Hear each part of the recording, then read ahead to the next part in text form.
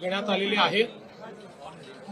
यामध्ये विशेषतः गेल्या काही महिन्यांमध्ये सातत्याने महाराष्ट्रामध्ये जी अतिवृष्टी झाली आणि त्यामध्ये शेतकऱ्यांचं जे काही नुकसान झालं या संदर्भात एक आढावा आम्ही घेतला।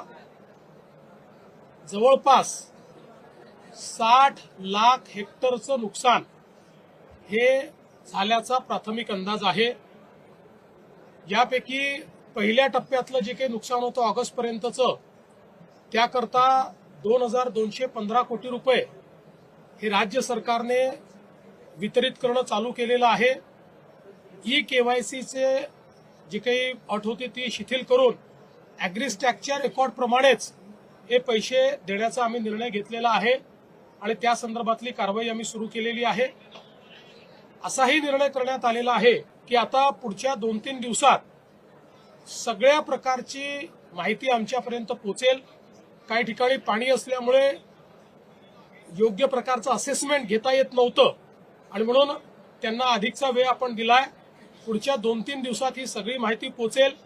त्यानंतर शेतकऱ्यांना करावयाची मदत असेल, जी खरडून गेलेली जमीन आहे त्याच्याकरता करायची मदत असेल, विहिरींच्या संदर्भात करायची मदत असेल, घरांच्या संदर्भातली मदत असेल, तातडीची मदत जी आपण सुरू केली आहे त्या संदर्भातले निर्णय असतील, वेगवेगळ्या प्रकारे ज्या ज्या प्रकारचं नुकसान झालेलं आहे त्या सगळ्या नुकसानाच्या संदर्भात एक कॉम्प्रिहेन्सिव्ह पॉलिसी तयार करून आणि ही सगळी जी काही मदत आम्ही करणार आहोत ही पुढच्या आठवड्यामध्ये त्या संदर्भातली घोषणा आम्ही करू आणि शक्यतोवर आमचा प्रयत्न आहे की सगळी मदत ही शेतकऱ्यांना दिवाळीपूर्वी त्यांच्या खात्यामध्ये मिळाली पाहिजे अशा प्रकारचा प्रयत्न आम्ही करणार आहोत। तसाच निर्णय मंत्रिमंडळाने घेतला आहे।